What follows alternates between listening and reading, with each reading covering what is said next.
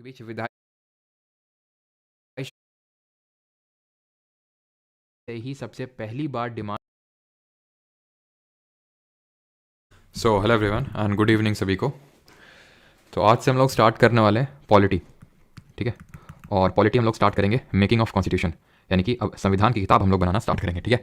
Because हम लोगों ने हिस्ट्री खत्म कर लिया, इंडिया को आज़ाद करवा दिया है, ब्रिटिशर्स को यहाँ से भगा दिया है। अब हम अपना कॉन्स्टिट्यूशन खुद बनाएंगे। यही तो हमारी डिमांड थी कि पूर्ण स्वराज दो, यानी हमें कंप्लीट इंडिपेंडेंस दो और हम खुद कॉन्स्टिट्यूशन बनाएंगे खुद के लिए।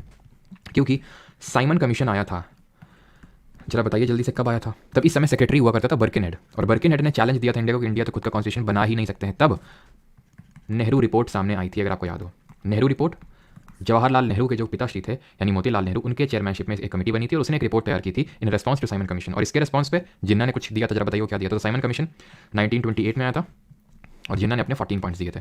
तो एक्चुअली हमारी डिमांड बहुत पहले से ही कॉन्स्टिट्यूशन में आने की स्टार्ट हो चुकी थी। अगर हम बात करें कब से स्टार्ट हो चुकी थी, तो 1934 से ही सबसे पहली बार डिमांड रखी गई थी, डिमांड फॉर कॉन्स्टिट्यूएंट असेंबली, यानी संविधान सभा के लिए, ठीक है। डिमांड फॉर कॉन्स्टिट्यूएंट असेंबली यानी संविधान सभा के लिए सबसे पहली जो बार डिमांड है वो 1934 में रखी गई थी। और किसने रखी थी? एम.एन. रॉय, मनींद्रनाथ रॉय। कमेंट में आप बताएंगे कि एम.एन. रॉय ने कौन सी पार्टी फॉर्म करी थी। अब मैं आपके एक बार कमेंट चेक कर लेता हूँ। एम.एन. रॉय बिल्कुल सही है। रजनीश, अभिमन्यु, कोमल, सभी को राधे राधे। और जिसका भी जो भी डाउट होगा तो हम लोग आंसर करेंगे लास्ट में। तो एम.एन. रॉय की अगर बात करें तो इन्होंने CPI, communist party of India, form करी थी 1920 में, 1920 में। फिर इसने कानपुर बॉल्शेविक कॉन्स्पिरेसी केस को अंजाम दिया था, अगर आपको याद आ रहा हो, 1924, 1924 में। और 1925 में फॉर्मलाइज हुई थी कानपुर में, बनी तो ताशकंद उज्बेकिस्तान में थी लेकिन फॉर्मलाइज कानपुर में हुई थी, ठीक। फिर 1935, 1935 में कांग्रेस ने सबसे पहली जो है कॉन्स्टिट्यूएंट असेंबली की डिमांड रखी। सर ये कॉन्स्टिट्यूएंट असेंबली क्या होता है? ये है संविधान सभा, यानी वो असेंबली जो संविधान को बनाएगी। संविधान सभा तो यही संविधान को बनाएगी, संविधान का निर्माण का कार्य यही असेंबली करेगी। और इसी की डिमांड बहुत पहले से स्टार्ट हो चुकी थी। तो ब्रिटिशर्स ने सबसे पहले डिमांड कब मानी? 1940 में। जरा मुझे कमेंट में जल्दी से, क्योंकि आप हिस्ट्री पढ़ चुके हैं। जब मैंने पहले बैच वालों को पढ़ाई थी, रिकॉर्डेड बैच जो है, उसमें पॉलिटी से ही स्टार्ट किया था। तो उनसे तो मैंने क्वेश्चन नहीं पूछा था, बिकॉज नहीं पढ़े थे। अब तो पढ़ चुके हैं ना 1940 में, क्योंकि 1939 में सेकेंड वर्ल्ड वॉर चालू हो गया था। तो इंडियंस का सपोर्ट लेने के लिए ब्रिटिशर्स ने ऑगस्ट ऑफर दिया, एक लॉलीपॉप एक तरह से दिया। और ये ऑगस्ट ऑफर किसने दिया? The then viceroy Linlithgow, ठीक है। लिन लिथगो ने ऑफर फेंक के मारा, लेकिन इसको हमने रिजेक्ट कर दिया, बिकॉज इसमें डोमिनियन स्टेटस देने की बात कही गई थी, जो डोमिनियन स्टेटस हम पहले ही छोड़ चुके थे। तो इसके रेस्पॉन्स में गांधी जी ने क्या करवाया था, जरा बताइए। इसके रेस्पॉन्स में हुआ था इंडिविजुअल सत्याग्रह, यानी कि व्यक्तिगत सत्याग्रह हुआ था। और इस व्यक्तिगत सत्याग्रह में सबसे पहले जो हमारे सत्याग्रही थे वो आचार्य विनोबा भावे थे। आचार्य विनोबा भावे जिन्होंने भूदान आंदोलन जो है लीड किया था। और हमारे दूसरे कौन थे? दूसरे थे Jawaharlal Nehru.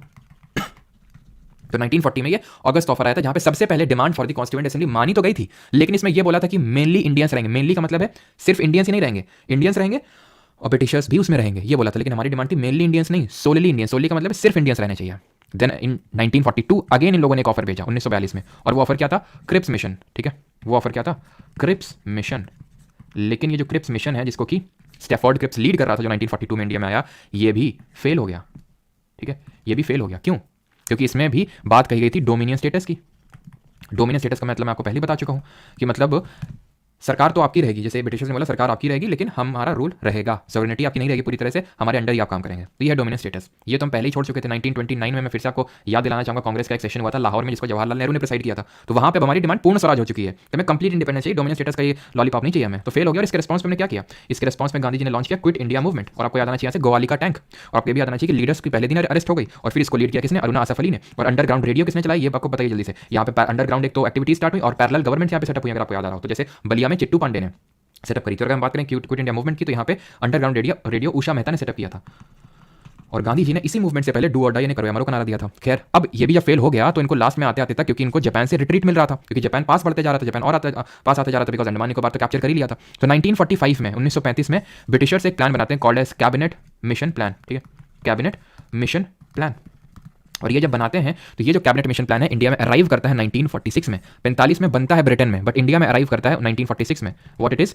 Cabinet mission plan. और ये जो कैबिनेट मिशन प्लान है, इसमें टोटल 3 सदस्य थे, 3 लोग थे। वो 3 लोग कौन थे? एक तो एवी अलेक्जेंडर, दूसरे जो हमारे अभी ये क्रिप्स आया था अभी, स्टैफोर्ड क्रिप्स मिशन लेके, वो भी इसमें थे, ठीक है। तो इसमें स्टैफोर्ड क्रिप्स भी था, स्टैफोर्ड क्रिप्स। और इस बीच हम लोगों ने ये भी देखा था, जैसे 1945 में एक वेवेल प्लान आया था। वेवेल को उस समय का वॉइसरॉय बनाया गया था कि भाई आप जाओ, एक तो 1943 में बंगाल का फेमाइन फैला हुआ था, उसको कंट्रोल करो जाके। और ये कांग्रेस और मुस्लिम लीग आपस में लड़ रहे हैं, ठीक है। इनको थोड़ा सा मनाओ और कुछ देखो, क्योंकि जब भी आता था तो कांग्रेस की कुछ और डिमांड होती थी कि हमें डोमिनियन स्टेटस नहीं चाहिए, मैं कंप्लीट। और मुस्लिम लीग का तो आप जानते हैं, जिन्ना एक राग अपने में लगा था कि पाकिस्तान चाहिए, सेपरेट नेशन चाहिए, ठीक है। तो उसके लिए वेवेल को भेजा गया था, वेवेल प्लान इन 1945। खैर, कैबिनेट मिशन प्लान 3 सदस्य थे, 3 मेंबर्स थे, एवी अलेक्जेंडर, स्टेफोर्ड क्रिप्स और पैथिक लॉरेंस, ठीक है, जो कि लॉरेंस फिश्नोई के फोर फादर नहीं है, ठीक है। तो पैथिक लॉरेंस ही इसमें चेयरमैन भी था, इस कमीशन का या फिर इस प्लान का, ये चेयरमैन था। और इसने जो है जो प्लान रखा वो कांग्रेस और मुस्लिम लीग दोनों ने एक्सेप्ट कर लिया। अब ये कैसे पॉसिबल है कि भाई दोनों ने ही एक्सेप्ट कर लिया? ये ऐसे पॉसिबल है क्योंकि कांग्रेस तो चलो ठीक है रेडी हो जाती थी, लेकिन ये जो मुस्लिम लीग वाला है यानी कि जो जिन्ना है वो जल्दी फल्दी रेडी नहीं होता था, क्योंकि उसको चाहिए होता था पाकिस्तान। तो अगर हम कैबिनेट मिशन प्लान की बात करें तो इसमें ग्रुपिंग्स की बात कही गई थी। ग्रुपिंग्स इन द सेंस कि भाई यहाँ पे ग्रुपिंग्स में वोटिंग करवाई जाएगी, ठीक है, और उस हिसाब से ये पार्ट अलग हो जाएंगे। तो मतलब ये ग्रुपिंग करवाई जाएगी कि भाई आपको इंडिया में रहना है कि अलग होना है। तो जिन्ना को लगा भाई यहाँ पे तो मुस्लिम मेजॉरिटी है, ठीक है, और आराम से हम इसको अलग कर लेंगे। लेकिन और जब इसको ये बात रियलाइज हुई, जब नेहरू का एक स्टेटमेंट आया कि ये जो ग्रुपिंग है ये मैंडेटरी नहीं है, जरूरी नहीं कि ग्रुप बने ही बने, तो फिर जिन्ना जो तड़पने लगा। इसको लगा अब तो भाई अब तो जो है डायरेक्ट एक्शन कुछ लेना ही होगा, तभी हमें पाकिस्तान मिलेगा। तो हमें पता है कि इसने 16 अगस्त 1946 को डायरेक्ट एक्शन डे ऑब्जर्व करने की अनाउंसमेंट करी, ठीक है, जहाँ पे कितनी सारी किलिंग्स हुई हमें पता है। डायरेक्ट एक्शन डे, जिसको कि हम कैलकाटा किलिंग्स के नाम से भी जानते हैं, देखा था, जैसे नोआ खलीम जो कि कैलकाटा में पड़ता है, जो जहाँ पे बहुत ज़्यादा डेथ्स हुई है कि नहीं, जो उस समय के बंगाल में था। और गांधी जी जब 1947 में हमारा देश आज़ाद हुआ था 15 अगस्त को, वो नोआ खली में ही थे। Is that clear? यहाँ तक आई होप सभी को चीज़ें क्लियर होंगी। तो ये जब चीज़ अनाउंस हो जाती है कि भाई अब जो है चीज़ें नहीं बन पाएंगी और जो जिन्ना है वो डायरेक्ट एक्शन डे ऑब्जर्व करने का अनाउंसमेंट कर देता है, तब हमें पता है कि 1947 में 1947 में क्या होता है, 1947 में एक इंडियन इंडिपेंडेंस एक्ट पास होता है जुलाई 1947 में ब्रिटेन के पार्लियामेंट में, ब्रिटेन की संसद में, और उसको हम बोलते हैं माउंट बैटन प्लान, जो कि डिवीजन प्लान है, जहाँ पे डिसाइड किया जाता है कि इंडिया को पार्टीशन किया जाएगा इंडिया और पाकिस्तान में। पाकिस्तान कैसा? वेस्ट पाकिस्तान यहाँ पे और ये ईस्ट पाकिस्तान जो प्रेजेंट है बांग्लादेश है। तो उसमें हम डीप में नहीं जा रहे बिकॉज वो जब हम एक तरह से एक एक्ट की अलग से क्लास होगी, जहाँ पे हम regulating act 1773 Pitt's India act 1909 1919 सब अलग से देखेंगे, ठीक है। तो यहाँ तक चीज़ क्लियर। अब ये जो कैबिनेट मिशन प्लान था इसमें कुछ इस तरह से चीजें थी कि भाई टोटल 389 सीट पे चुनाव होंगे। ये किस चीज की सीट है? कॉन्स्टिट्यूएंट असेंबली में लोगों को चुने जाने के लिए, जो लोग बैठेंगे और देश का संविधान बनाएंगे। अब ये चीज देखिए, अभी तक इंडिया पार्टीशन नहीं हुआ है, 1946 में कैबिनेट मिशन प्लान आया है, 389 सीट इसने बोला रखी जाएंगी कॉन्स्टिट्यूएंट असेंबली में। इनका बंटवारा कुछ इस तरह से होगा कि 296 और 93 यानी 296 एंड 93। इस 296 जो सीट्स हैं ये निकलेंगे ब्रिटिश इंडिया से, यानी कि ब्रिटिश भारत से, ब्रिटिश इंडिया, और ये 93 निकलेंगे प्रिंसली स्टेट। मतलब ये किस तरह से डिवीजन है? प्रिंसली स्टेट का मतलब है देसी रियासतें, यानी वो जगह जहाँ पे अभी भी रूलर्स रूल कर रहे हैं। ब्रिटिशर्स भले पूरे इंडिया में रूल कर रहे हैं, लेकिन यहाँ पे भी अभी जो लोकल रूलर्स हैं, जैसे यहाँ पे हमने देखा नहीं था 1799 में टीपू सुल्तान की डेथ हुई थी, फिर यहाँ पे उन्होंने फिर से वोडेयार राजा को बिठा दिया था और सब्सिडियरी अलायंस साइन करवा लिया था। तो डायरेक्टली तो रूल नहीं कर रहे ना, लेकिन कंट्रोल उन्हीं का है, लेकिन वहाँ पे राजा बैठा हुआ एक तरह से, ठीक है। तो प्रिंसली स्टेट और यहाँ पे क्या डायरेक्टली कंट्रोल है। इनको भी फर्दर दो कैटेगरी में डिवाइड कर देते हैं, 292 एंड 4। ये 292 है आपकी गवर्नर्स प्रोविंस, यानी कि गवर्नर की प्रांत है ये, ठीक है, गवर्नर्स प्रोविंस गवर्नर की प्रांत है ये, ठीक है। और अगर हम 4 बात करें, चीफ कमिश्नर की प्रांत है, यानी that is chief commissioners province, chief commissioners province.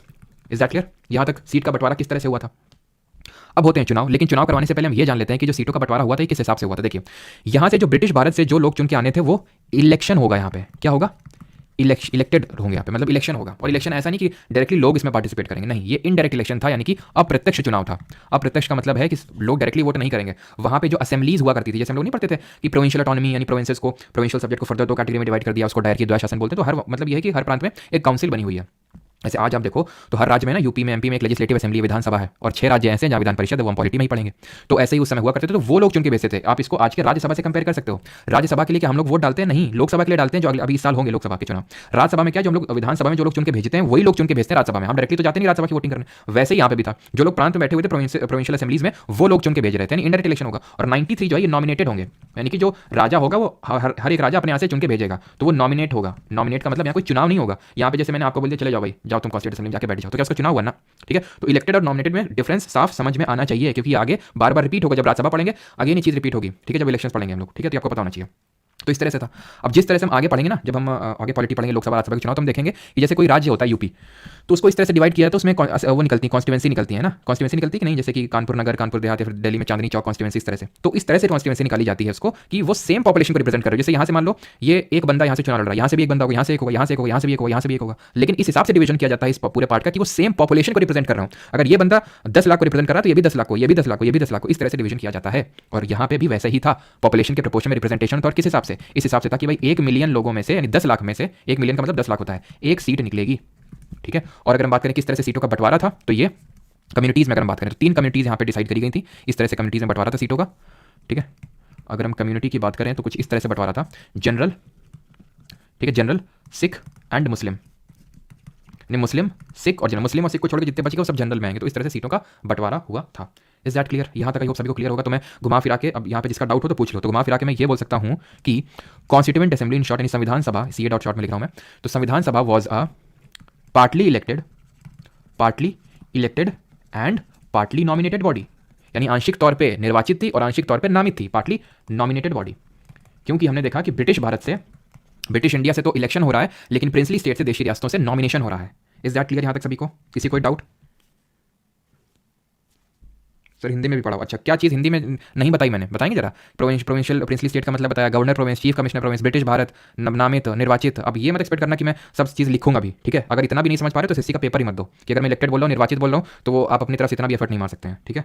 और 1 मिलियन का मतलब इसको भी मैं हिंदी में बोलूँ, और वो दिमाग में कुछ लोग के कीड़ा बैठा हुआ हिंदी हिंदी हिंदी हिंदी, वो हिंदी हिंदी करते रह जाएंगे। और मुझे पता है कि जो एक्चुअल हिंदी मीडियम के स्टूडेंट होंगे, जो एक्चुअल में रिजल्ट देने वाले हैं, वो शांति से पढ़ रहे हैं, ठीक है? हाँ, मैं मानता हूँ कि कई बार हो जाता है कि मैं कोई वर्ड नहीं बताता, तो वो आप बता दो कि सर इस वर्ड का मतलब क्या होता है हिंदी में। और मैं कोशिश करूँगा कि कल से जो भी लेक्चर होगा उसके हिंदी के नोट्स पहले ही, जो प्राइवेट टेलीग्राम ग्रुप है, जो लोग बैच में एनरोल्ड हैं, पहले ही डलवा दूंगा, तो वो जो हिंदी का आपकी कीड़ा वो भी खत्म हो जाएगा कि आप सीधे पीडीएफ को देख के आप सीधे पढ़ सकते हो यहाँ पे, ठीक है?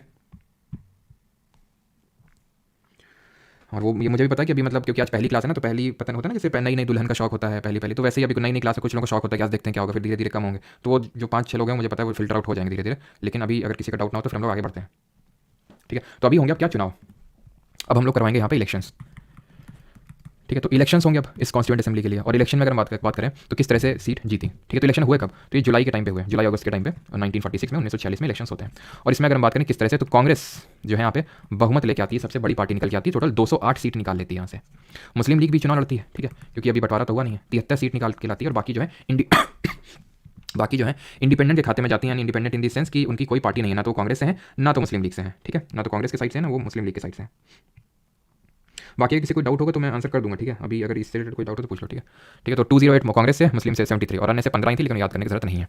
अब जब ये मुस्लिम लीग को बात समझ में आई तो ऑब्वियसली बात वो बॉयकॉट करेगा, क्योंकि उसको पता है कि कॉन्स्टिट्यूशन उसके हिसाब से सच तो कुछ बनेगा नहीं। तो मुस्लिम लीग ने यहाँ पे कर दिया बॉयकॉट। और जब मुस्लिम लीग यहाँ से चली गई, यानी कि गंदगी एक तरह से चली गई यहाँ से, तो आफ्टर पार्टीशन अगर हम बात करें तो टोटल कितनी सीट बची?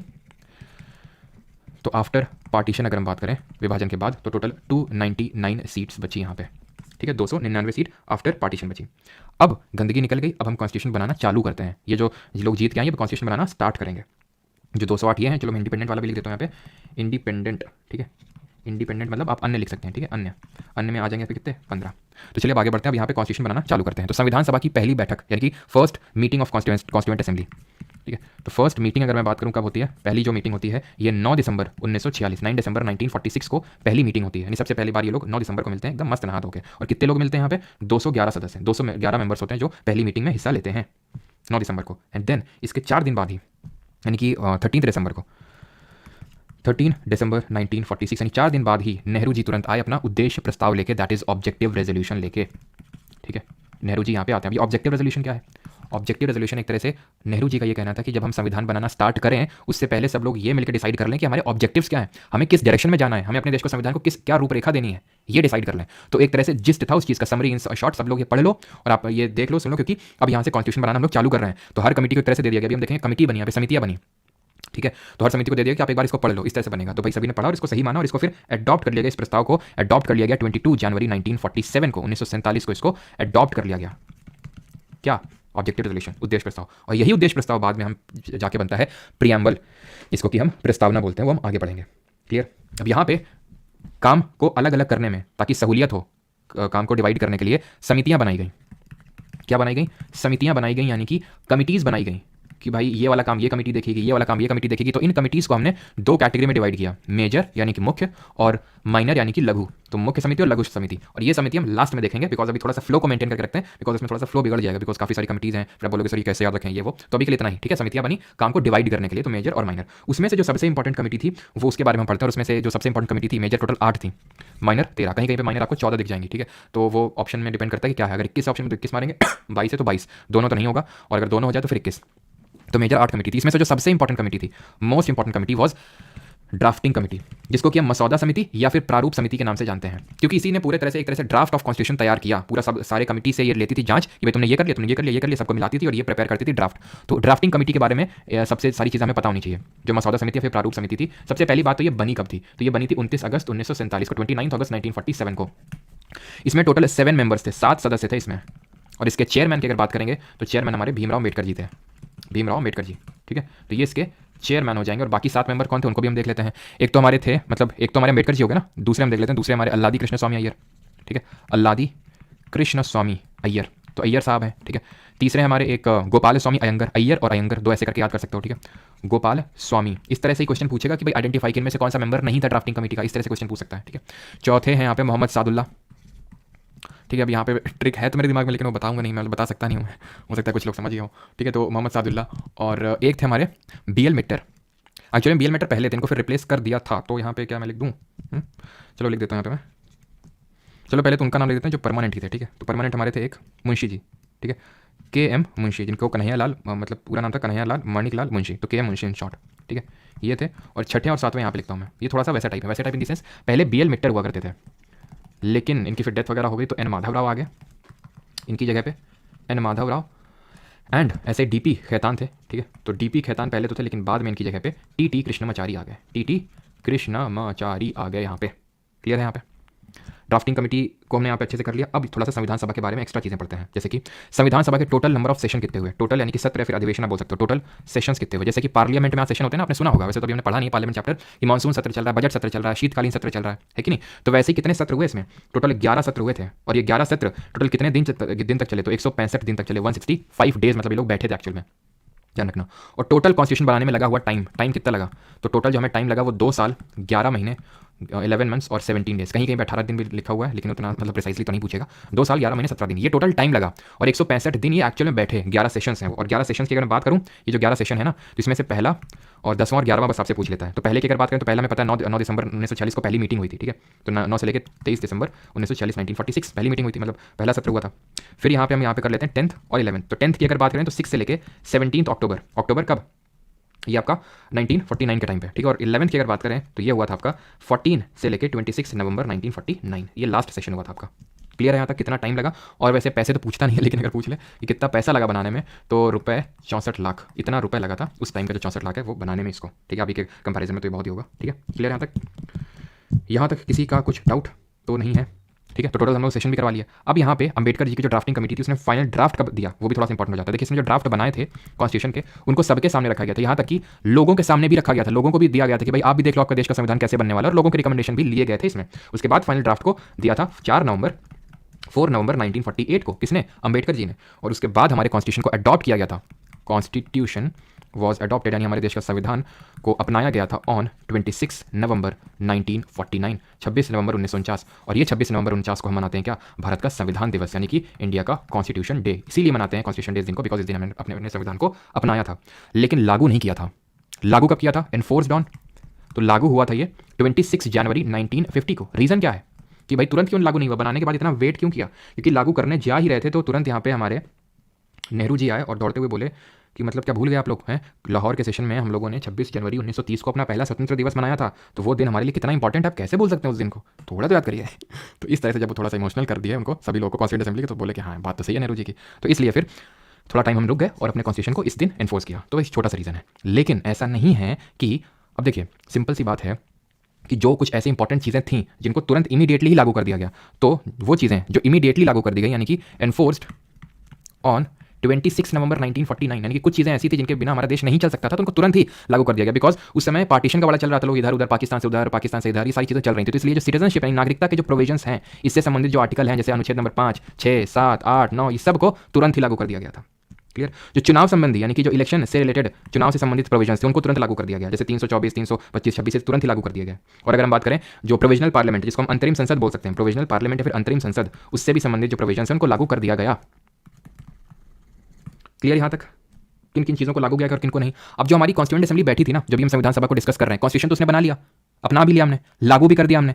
अब लागू तो कर दिया, ठीक है, सारी चीज़ें हो गई, खत्म, पॉलिटी खत्म, अभी नहीं, अभी ये चैप्टर तो खत्म नहीं हुआ। क्यों? क्योंकि अभी कॉन्स्टिट्यूएंट असेंबली ने कुछ और भी फंक्शंस परफॉर्म किए थे, उनको हम देखेंगे। But before that, constituent assembly की अगर हम बात करें, जो संविधान सभा है, जो संविधान, चलो अभी ऐसे बताता हूँ, ठीक है। कॉन्स्टिट्यूएंट असेंबली जो है उसने और क्या क्या फंक्शंस परफॉर्म किए, तो कॉन्स्टिट्यूएंट असेंबली ने मुख्यतः यानी मेनली 2 फंक्शंस परफॉर्म किए। एक तो कॉन्स्टिट्यूशन बनाने का, मतलब constituent assembly met as a constitution making body, constitution making body यानी कि संविधान बनाने के लिए बैठती थी ये, और लेजिस्लेटिव बॉडी के तौर पे भी। लेजिस्लेटिव बॉडी मतलब लेजिस्लेटिव बॉडी तो वो होती है जो लॉ बनाती है, बिल्कुल ये लॉ बनाती थी। क्यों बनाती थी? क्योंकि आप खुद ही सोचिए 9 दिसंबर 1946 को पहली मीटिंग हो रही है और कॉन्स्टिट्यूशन कब जाके तैयार हो रहा है? 26 नवंबर 1949 को, 26 नवंबर 1949 को ये हो रहा है। तो कितना लंबा टाइम लग गया। अब इस लंबे टाइम में सब लोग ऐसे आइडल बने तो बैठे नहीं होंगे, भाई रुक जाओ, कोई किसी की हत्या नहीं करेगा, कोई कुछ लड़ाई झगड़ा नहीं करेगा, या फिर कोई कुछ डॉक्यूमेंट्स वगैरह नहीं मांगे, कुछ नहीं होगा, सब ऐसे बैठे रहेंगे, संविधान बनने का इंतजार करेंगे। भाई देश तो चल ही रहा था ना, सारी सारी चीज़ें तो हो ही रही थी ना। तो उसके लिए हमारे प्रेजेंट टाइम के नए लॉ चाहिए थे, तो नए लॉ बनाने के लिए लोग अलग से बैठते थे, संविधान बनाने के लिए अलग से और लॉ बनाने के लिए अलग से। जब संविधान बनाने के लिए बैठते थे तो इसके हेड होते थे राजेंद्र प्रसाद, ठीक है, राजेंद्र प्रसाद इसके हेड हुआ करते थे, इसकी अध्यक्षता करते थे। और जब लेजिस्लेटिव बॉडी के तौर पे बनती थी, मिलती थी, तो जीवी मावलंकर, गणेश वासुदेव मावलंकर इसके हेड हुआ करते थे, जो हमारे लोकसभा के पहले अध्यक्ष भी बने, लोकसभा के पहले स्पीकर भी बने। Is that clear? और ये चीज़ ध्यान रखना कि जो हमारा संविधान ये बन के तैयार हुआ, इसमें कितने अनुच्छेद वगैरह थे? तो टोटल 395 आर्टिकल्स यानी कि 395 अनुच्छेद थे, 8 अनुसूचियाँ यानी 8 शेड्यूल थे, ठीक है, 8 शेड्यूल्स, 22 भाग थे, 22 पार्ट्स थे, और ये हमारा एक इसमें प्रियम्बल भी था, प्रस्तावना भी था। तो अगला लेक्चर हम लोग प्रियम्बल ही सब चीज़ देखेंगे, शेड्यूल्स भी अगले लेक्चर में ही देखेंगे, पार्ट्स भी ये लास्ट में देखेंगे जब सब कुछ हम कर चुकेंगे। तो सबसे लास्ट वाला जो क्लास होगा उसमें पार्ट्स देखेंगे, और आर्टिकल्स तो जितने इंपॉर्टेंट वाले मैं आपको कराऊंगा, सारे हमें याद करने की जरूरत नहीं है ऐसे एग्जाम पर्सपेक्टिव से। और ये जो हमने कॉन्स्टिट्यूशन अडॉप्ट किया 26 नवंबर 1949 को, तो इसको साइन किया गया था लोगों के द्वारा। और ये चलो नहीं तो भी मैं आगे बता दूंगा कि कितने लोगों ने कैसे क्या साइन किया और कब किया। यहाँ तक खूब सारी चीज़ें क्लियर होंगी कि संविधान सभा किस लिए बनी और कैसे बैठी, ठीक है। तो लेजिस्लेटिव बॉडी के तौर पर जब बैठी तो जीवी मावलंकर हेड थे। और एक चीज़ यहाँ पे मैं ऐड करना चाहूँगा कि राजेंद्र प्रसाद हमारी कॉन्स्टिट्यूएंट असेंबली संविधान सभा के हेड कहे जाते हैं या फिर प्रेसिडेंट कहे जाते हैं, ठीक है। लेकिन अगर कभी पूछ ले वाइस प्रेसिडेंट कौन था, तो वाइस प्रेसिडेंट 2 लोग थे, एक तो एच सी मुखर्जी और वी.टी. कृष्णमाचारी, ठीक है। टी.टी. कृष्णमाचारी अलग है, जो कॉन्स्टिट्यूएंट असेंबली के हेड थे, ये अलग है, वी.टी. कृष्णमाचारी, ठीक है। तो जब क्योंकि कॉन्स्टिट्यूएंट असेंबली का मेन फंक्शन क्या था? कॉन्स्टिट्यूशन बनाना, तो उसके प्रेसिडेंट राजेंद्र प्रसाद होंगे। हम जीवी मावलंकर फिर नहीं बोलेंगे। अगर वो स्पेसिफाई करके देगा कि भाई बताओ लेजिस्लेटिव बॉडी के तौर पे जब वो मिली थी तब उसके हेड कौन होते थे, देन वी विल से कि जीवी मावलंकर। लेकिन वैसे राजेंद्र प्रसाद और vice president H C Mukherjee और वी.टी. कृष्णमाचारी। लेकिन तुरंत ये नहीं बन गए थे प्रेसिडेंट कॉन्स्टिट्यूएंट असेंबली के। 9 दिसंबर 1946 को जब कॉन्स्टिट्यूएंट असेंबली मिली थी, देन तुरंत ही ये नहीं बन गए थे, क्योंकि उसके लिए इलेक्शन हुए थे कि भाई तब राजेंद्र प्रसाद बने थे ये। लेकिन हमने फ्रेंच प्रैक्टिस तुरंत अडॉप्ट करी कि भाई इमीडिएटली कौन बनेगा, तो जो सबसे सीनियर मोस्ट थे उनको बना दिया, और वो थे सच्चिदानंद सिन्हा, ठीक है। सच्चिदानंद सिन्हा कौन थे? ये थे हमारे टेम्पररी प्रेसिडेंट ऑफ कॉन्स्टिट्यूएंट या फिर टेम्पररी चेयरमैन, ठीक है, प्रेसिडेंट बोले फिर चेयरमैन बोले, temporary chairman of constituent assembly, संविधान सभा के अस्थायी जो है चेयरमैन होंगे, और ये स्थायी है राजेंद्र प्रसाद, स्थायी, ठीक है। और एक चीज़ और कि कॉन्स्टिट्यूएंट असेंबली में लीगल एडवाइजर कौन था? लीगल एडवाइजर या फिर इसी को हम कॉन्स्टिट्यूशनल एडवाइजर बोल सकते हैं, मतलब इसका होता है संवैधानिक सलाहकार या फिर संवैधानिक सलाहकार ही बोलेंगे, ठीक है, या फिर कॉन्स्टिट्यूशनल एडवाइजर। ये थे हमारे sir Benegal Narasimha Rau, in short BN Rau was the constitutional adviser, यानी कि सलाह देने का काम करते थे ये BN राव जी, क्लियर। और यहाँ पे एक चीज़ और नोट कर लो कि इसके मुख्य प्रारूपकार कौन थे, अगर कभी पूछ ले इसके चीफ ड्राफ्ट्समैन कौन थे, यानी कि मुख्य प्रारूपकार कौन थे, तो ये थे चीफ ड्राफ्ट्समैन SN मुखर्जी थे, जो इनका मेन ड्राफ्ट का काम देख रहे थे, ठीक है, चीफ ड्राफ्ट थे ये, ठीक है, ड्राफ्ट्समैन थे SN मुखर्जी। कॉन्स्टिट्यूएंट असेंबली के फंक्शंस अभी खत्म नहीं हुए हैं, और भी इसके फंक्शंस इसने परफॉर्म किए थे। तो ये तो मेन 2 फंक्शंस देख लिए, और क्या क्या फंक्शंस परफॉर्म किए तो वो देखते हैं। यानी कि other functions performed by constituent assembly, और क्या क्या फंक्शन परफॉर्म किया इसने? पहला, इसने नेशनल फ्लैग को अडॉप्ट किया, राष्ट्रीय जो ध्वज था उसको अडॉप्ट किया इसने, नेशनल फ्लैग अडॉप्ट किया। और क्या किया इसने? नेशनल एंथम अडॉप्ट किया, ठीक है। नेशनल एंथम को बाद में लिखते हैं, पहले कॉमनवेल्थ की मेंबरशिप ले लेते हैं ताकि ऑर्डर में हो सारी चीज़ें, है ना। तो अगर आप भूल भी जाएं तो भी आपके दिमाग में रिलेट करके आप कर सकें। तो कॉमनवेल्थ की मेंबरशिप को रेटिफाई किया। अभी कॉमनवेल्थ क्या है? तो वो देश जहाँ पे ब्रिटिशर्स ने रूल किया है, जैसे ऑस्ट्रेलिया में ब्रिटिशर्स ने रूल किया है, ठीक है, कनाडा में भी रूल किया है, तो इसलिए सारे देश कॉमनवेल्थ का पार्ट है, ठीक है। थर्ड की अगर बात करें तो नेशनल एंथम हमने कब अडॉप्ट किया, यानी कि जो राष्ट्रगान है हमारा। और फोर्थ, कल इसको लेके देख, इसको इससे रिलेटेड आपको एक मीम भी देखने को मिलेगा इंस्टाग्राम पे कल, ठीक है। और नेशनल फ्लैग, ठीक है, नेशनल एंथम, सॉरी फ्लैग तो हो गया ना, नेशनल एंथम, नेशनल सॉन्ग कब हमने अडॉप्ट किया। अब ध्यान से यहाँ पे चीज़ें देखिए। नेशनल फ्लैग तो हमने अडॉप्ट किया 22 जुलाई को 1947 1947 22 जनवरी 1947 को हमने ऑब्जेक्टिव रेजोल्यूशन, उद्देश्य प्रस्ताव को अपनाया, ठीक है। और 22 जुलाई 1947 को हमने अपना राष्ट्रीय ध्वज अपनाया। कॉमनवेल्थ की मेंबरशिप को रेटिफाई किया, रेटिफाई का मतलब है कि उसको एक तरह से रेटिफाई का मतलब है कि हमने उसको अप्रूव कर दिया मई 1949, मतलब कॉन्स्टिट्यूएंट असेंबली ने बोला ठीक है हम कॉमनवेल्थ के पार्ट हैं। ऐसा जैसे कि अगर अभी हम चाहें तो कॉमनवेल्थ के ग्रुप से हट सकते हैं, ऐसा कोई हम पे लिमिटेशन नहीं है कि ब्रिटिशर ने लगा के रखा लिमिटेशन कि नहीं तुम्हें कॉमनवेल्थ का पार्ट बनना पड़ेगा, तुम्हें कॉमनवेल्थ गेम्स खेलने ही पड़ेंगे, ऐसा कुछ नहीं है, ठीक है। वी आर सॉवरेन, ठीक है, हम संप्रभुत्व है हमारे यहाँ पे देश में, तो वो हमने रेटिफाई किया अपनी मर्जी से, ना कि जबरदस्ती। नेशनल एंथम और नेशनल सॉन्ग की अगर बात करें तो 24 जनवरी 1950 को ये काम किया गया था, लेकिन 24 जनवरी 1950 को और भी कुछ काम हुए थे। और आई होप ये पता होगा सभी को नेशनल एंथम और सॉन्ग में क्या डिफरेंस है। एंथम मतलब जन गण मन और सॉन्ग मतलब वंदे मातरम। जरा बता दीजिए कमेंट में दोनों किसने कंपोज किए थे। तो 24 जो जनवरी 1950 है ये इंपॉर्टेंट डेट है। क्यों? क्योंकि इसी दिन संविधान सभा में यानी कि कॉन्स्टिट्यूएंट असेंबली में 284 people signed the constitution, 284 people signed the constitution, और इसमें से 15 महिलाएं थीं, 15 वर विमेन, तो 15 महिलाएं थीं।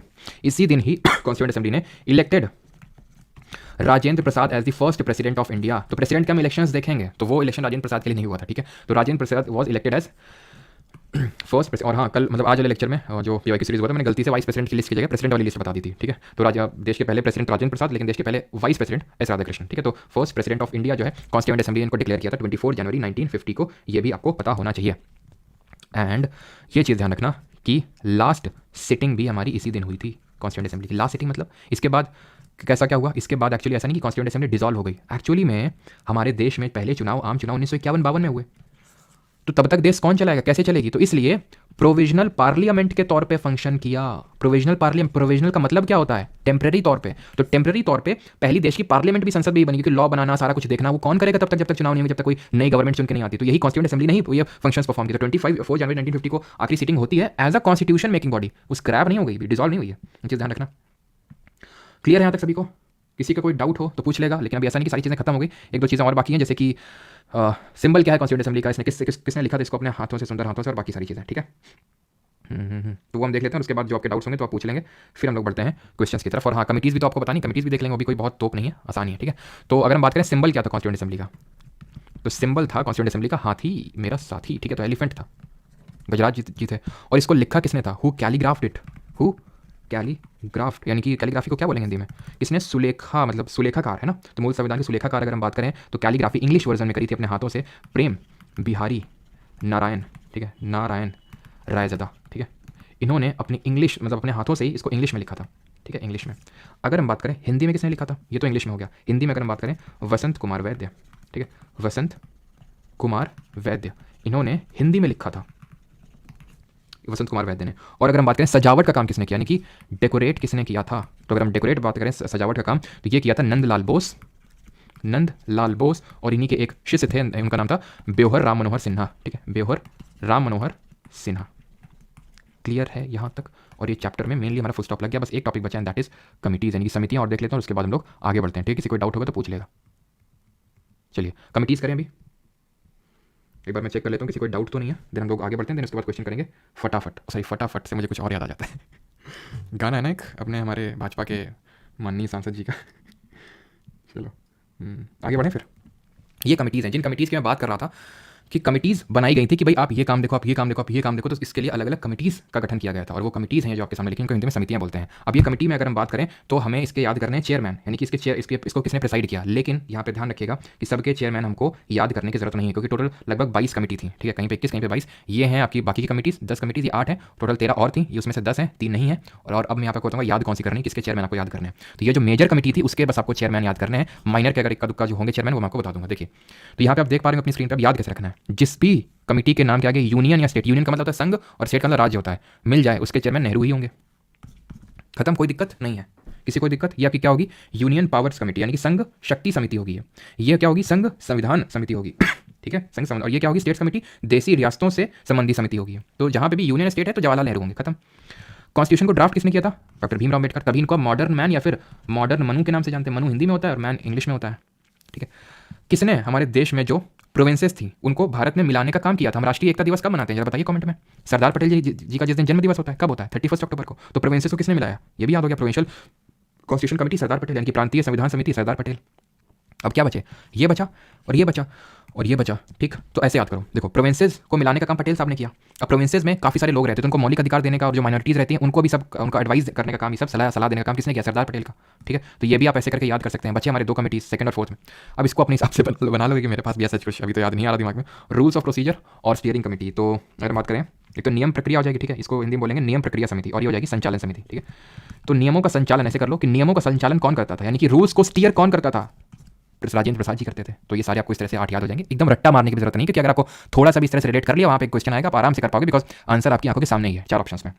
बात अगर करें माइनर कमिटीज़ की, तो माइनर में सबसे पहले ये तो याद करने में कोई दिक्कत नहीं हुई, committee on the functions of constituent assembly. जब कॉन्स्टिट्यूएंट असेंबली दूसरा फंक्शन करती थी, लेजिस्लेटिव बॉडी के तौर पर बैठती, तो जीवी मावलंकर होते थे, सिंपल, ठीक है। अब ये मैम आपको एक और याद करवाते हैं, रुकिए। आपने एक मूवी देखी थी वो, जिसमें वो थी, क्या नाम है उसका, साउथ का एक एक्टर, उसकी बेटी है, हाँ श्रुति हसन। तो उसमें एक नई मूवी थी, कौन सी, रमैया वस्ता भैया करके, एक बड़ी बहुत पहले मूवी आई थी, रमैया वस्ता भैया। तो उस मूवी में क्या सब घर बारी तो दिखाया जाता है कि घर है, उसका भाई है वो छेदी सिंह, ठीक है, और वो सब घर बारी चलता रहता है ना। तो पट्टा भी सीतारमैया जी ने हमारा क्या देखा? घर के बारे में देखा। सीतारमैया वस्ता भैया ना, हाउस कमेटी देखी। इस तरह से आप इसको याद कर सकते हैं।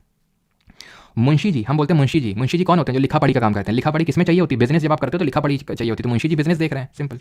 तो बस मेरे वो कहने तो बस 3 मैंने आपको याद करवा दिया, ये 3 ही याद करो बस, ठीक है। बाकी अगर आपको खुद से 1-2 याद करनी तो कर सकते हो, लेकिन 3 से आई होप सफाइस कर जाएगा। बाकी ये तो सारी याद होनी चाहिए, और सारी आई होप मैंने याद करवा भी दी है, और ये 3 थोड़ा सा देख लीजिएगा, ठीक है। बस अगर आपको और एक्स्ट्रा याद करनी है तो ये वाली जिसमें ग्रीन सर्कल कर रहा हूँ, credentials committee Alladi Krishna Swami Iyer, finance and staff committee Rajendra Prasad. तो ऐसे तो याद कर लो कि भाई क्या देखो हमने क्या देखा था, रूल्स को स्टीयर किया किसने? उस रूल्स को स्टीयर किया फाइनेंस को लेकर राजेंद्र प्रसाद जी ने। इस तरह से थोड़ा सा रिलेट कर सकते हो। बाकी तो आपका काम हो जाएगा। अब हम लोग करेंगे क्वेश्चंस, ठीक। क्वेश्चंस करने के लिए सभी लोग तैयार, रेडी? किया जाए।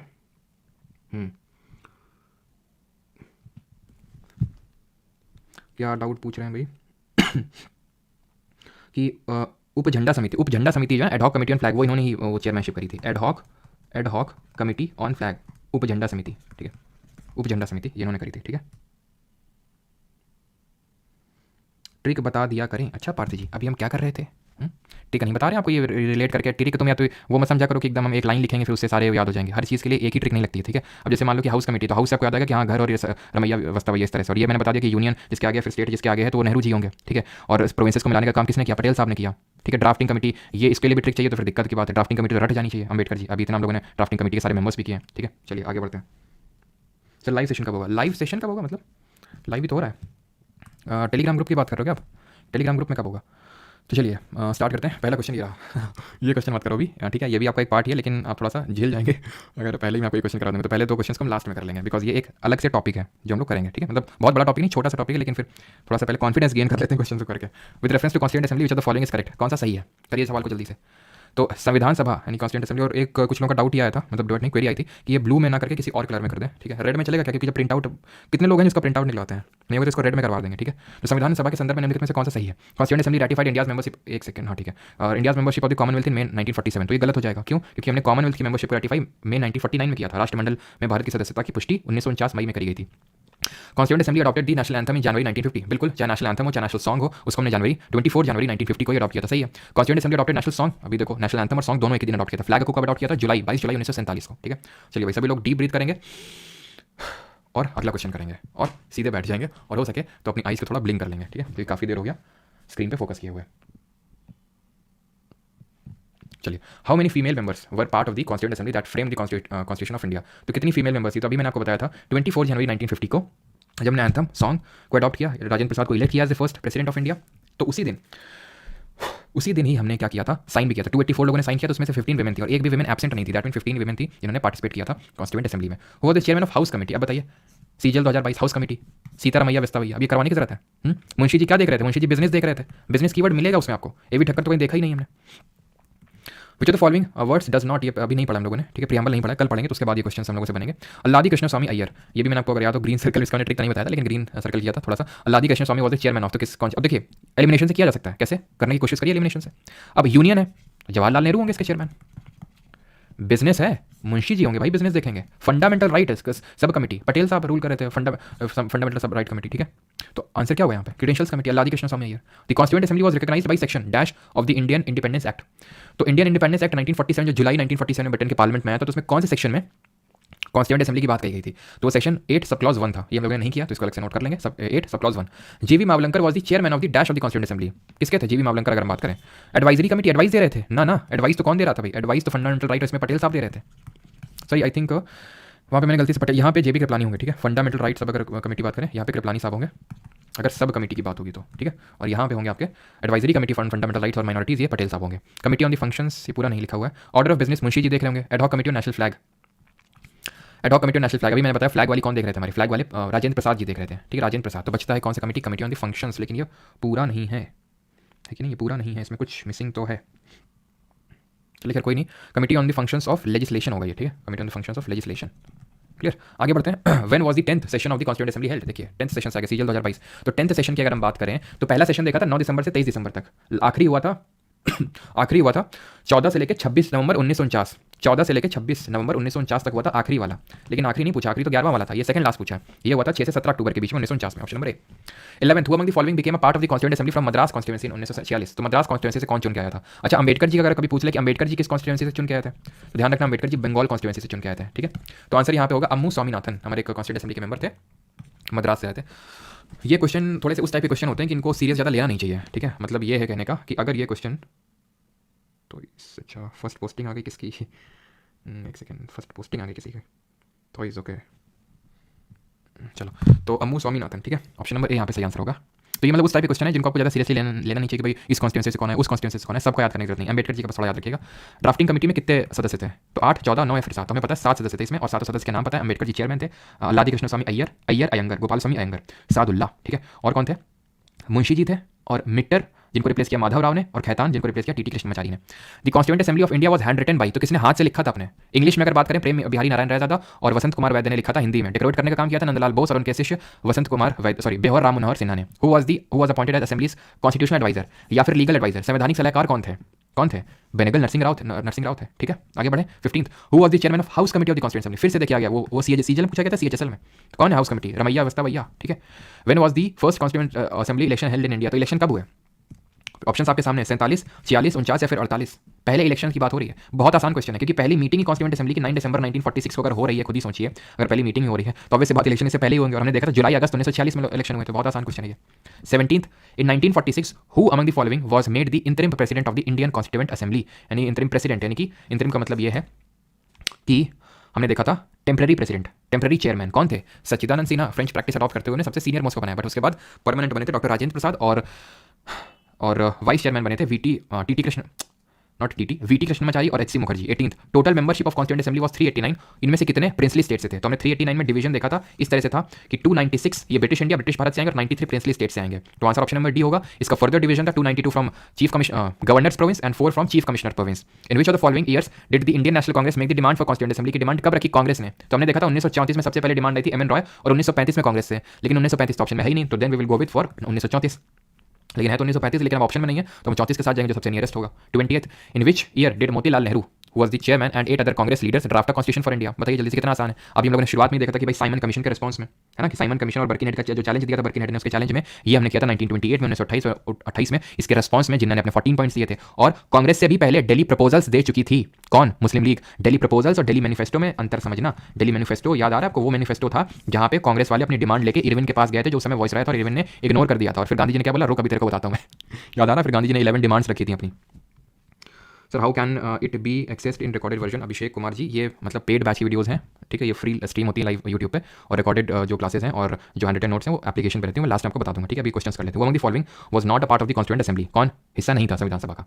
पटेल साहब देखा हमने, फंडामेंटल राइट्स वाली कमेटी हेड कर रहे थे, प्रोविंशियल कमेटी हेड कर रहे थे। नेहरू जी यूनियन कितनी states committee, union powers committee, union constitution committee head कर रहे थे। Ambedkar ji drafting committee. महात्मा गांधी को हमने देखा कॉन्स्टिट्यूएंट असेंबली में? नहीं देखा। क्यों? क्योंकि इनकी डेथ हो गई थी 1947 में, लेकिन ये कॉन्स्टिट्यूएंट असेंबली में पार्टिसिपेट ही नहीं किए थे बिल्कुल भी। वैसे तो 9 दिसंबर 1946 को ही पहले मीटिंग हुई थी, लेकिन महात्मा गांधी उसका हिस्सा नहीं थे। 22, when did the first meeting of constituent assembly take place? पहली मीटिंग कब हुई थी? कितना आसान है, 9 दिसंबर 1946 को पहली मीटिंग हुई थी, और उसके 4 दिन बाद ही 13 दिसंबर 1946 को ऑब्जेक्टिव रेजोल्यूशन पास कर दिया था, उद्देश्य प्रस्ताव नेहरू जी ने, और 22 जनवरी 1947 को, यानी कुछ ही दिन बाद उसको अडॉप्ट कर लिया गया था, है ना। और फिर 29 अगस्त 1947 को ड्राफ्टिंग कमेटी बनी थी, मसौदा समिति। 23वां, the members of the constituent assembly signed the constitution of India on. तो कॉन्स्टिट्यूशन में साइन कब किए?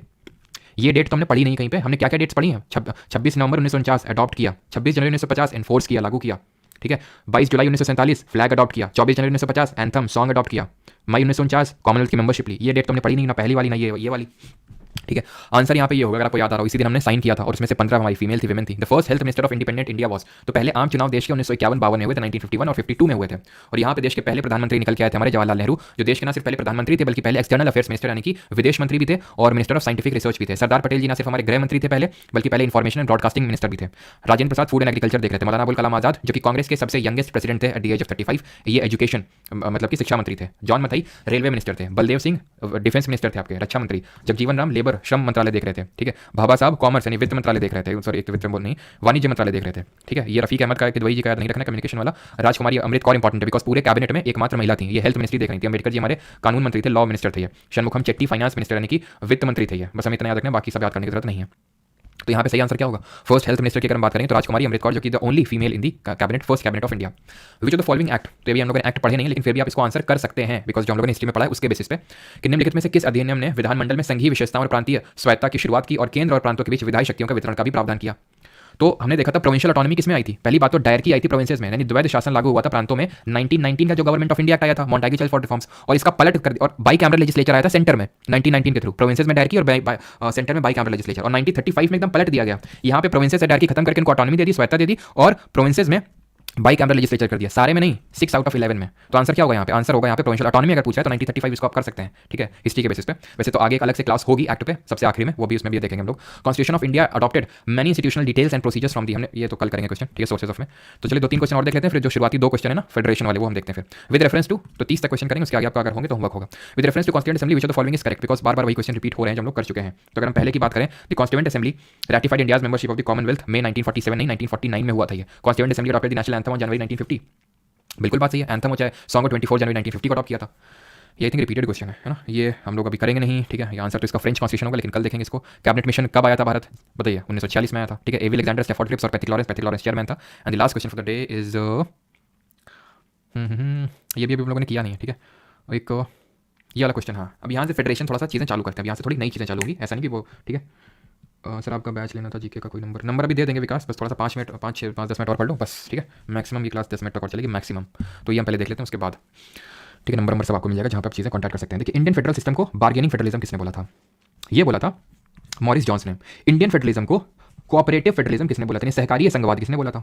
कोऑपरेटिव, अब ध्यान से सुनते रहना यहाँ पे, ठीक है। कोऑपरेटिव फेडरलिज्म, ध्यान से बहुत एकदम फोकस अपना, जितना भी फोकस अब लगा दो, बस आखिरी है ये कोऑपरेटिव, नहीं तो फिर समझ नहीं आया। ग्रेनविल ऑस्टिन, ये वाला क्वेश्चन लोग जनरली छोड़ के आते हैं ये, ठीक है, लेकिन आप सही करके आओगे इसको। कोऑपरेटिव फेडरलिज्म ग्रेनविल ऑस्टिन ने बोला था, और क्वाज़ाई फेडरल बोला था, क्वाज़ाई फेडरल यानी कि अल्पसंघवाद, इसको हिंदी में बोलते हैं अल्पसंघवाद, ये बोला था इसने केसी वेरे ने। केसी वेरे, अब ये है क्या क्वाजी फेडरल? पहले तो फेडरल का मतलब समझें। फेडरल का मतलब पता है क्या होता है? फेडरलिज्म संघवाद का मतलब होता है कि शक्तियों का बंटवारा, डिस्ट्रीब्यूशन ऑफ पावर्स, किसके बीच में? सेंटर और स्टेट्स के बीच में। एक सेंटर होता है और बहुत सारे हमारे स्टेट होते हैं, तो इनके बीच में जो पावर्स का बंटवारा होता है उसको फेडरलिज्म बोलते हैं। क्वाज़ाई फेडरल का मतलब है अल्प संघवाद, आधा अधूरा संघवाद। इसका मतलब यह है कि एक ऐसा फेडरेशन जहां पे सेंटर के पास, केंद्र के पास ज्यादा शक्तियां हैं, और ऐसे फेडरेशन को हम बोल देते हैं federation with unitary bias. Unitary का मतलब यूनियन, मतलब सेंटर, यानी कि यूनिटरी बायस का मतलब यह है कि यूनियन के पास पावर ज्यादा है इस फेडरेशन में। वैसे फेडरेशन का मतलब यह होता है कि भाई सेंटर और स्टेट के बीच में पावर्स का बंटवारा है, लेकिन यूजुअली ज्यादातर हमें कंट्रीज में, जैसे इंडिया में हो गया, इंडिया नहीं सिस्टम हम कल देखेंगे, कनाडा से लिया था ये, कि सेंटर को स्ट्रॉन्ग रखो, स्टेट को थोड़ा सा वीक रखो, नहीं तो स्टेट जो है रोज रोज कुछ ना कुछ कहेंगे कि हम यहाँ जा रहे हैं, हम अलग हो रहे हैं इंडिया से, इस तरह से। तो सेंटर को ज्यादा पावरफुल हमारे कॉन्स्टिट्यूशन ने बनाया, इसलिए इसको क्वाज़ाई फेडरल बोला केसी वेरे ने। और एक्चुअल में ये बात ट्रू है कि हमारे देश में पता है आपको कि जो संघ है, कि जो यूनियन गवर्नमेंट होती है वो स्टेट से ज्यादा पावरफुल होती है, क्लियर है। वो कभी भी प्रेसिडेंट रूल लगा देती है जनरली, अगर हम देखते हैं तो वो क्या है? एक तरह से यूनिटरी बायस को दिखा रहा है। नॉट पार्ट, तो सब आसान से क्वेश्चन है, खत्म ही हो गया। चलिए आखिरी क्वेश्चन कर लो, और इसके बाद वो पहले 2 क्वेश्चन पे आते हैं फिर, ठीक है। फेडरेशन का क्योंकि आप समझ गए तो थोड़ा सा आसानी होगी वो समझाने में। विच of the following is not a feature, करो यहाँ पे, not a feature of Indian constitution का, संविधान का क्या विशेषता नहीं है? तो हमारे देश का जो संविधान है वो सब पूरे विश्व का सबसे बड़ा लिखित संविधान, ये बात सही है, ये है फीचर। लिखित संविधान क्या होता है? अलिखित संविधान भी होता है क्या? हाँ, जैसे ब्रिटेन में अगर मैं बात करूँ, ब्रिटेन यहाँ पे यहाँ जिन्होंने हमें रूल किया उनका अनरिटन कॉन्स्टिट्यूशन है। अब ये रिटन और अनरिटन में डिफरेंस जरा समझ लो क्या होता है यहाँ पे कायदे से, ठीक है। और थैंक यू को ज़्यादा सीरियसली मत लेना अभी, क्योंकि अभी 2 क्वेश्चन बाकी हैं। रिटन और अनरिटन में डिफरेंस क्या होता है? रिटन का मतलब ये होता है कि कुछ लोग बैठे थे और उन्होंने संविधान बनाना स्टार्ट किया और खत्म किया, एक संविधान की किताब बना के तैयार कर दी।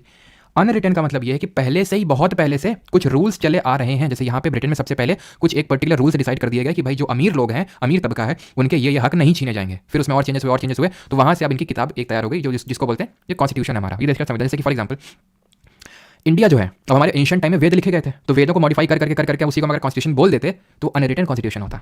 लेकिन हमारे अभी हमने देखा कि कॉन्स्टिट्यूएंट असेंबली 9 दिसंबर 1940 को सबसे पहली बार बैठी, उसकी आखिरी मतलब 26 नवंबर 1949 को वो कॉन्स्टिट्यूशन बना के तैयार किया उसने। तो क्या है, वो बैठे, वो बना के तैयार, किस लिए रिटन है?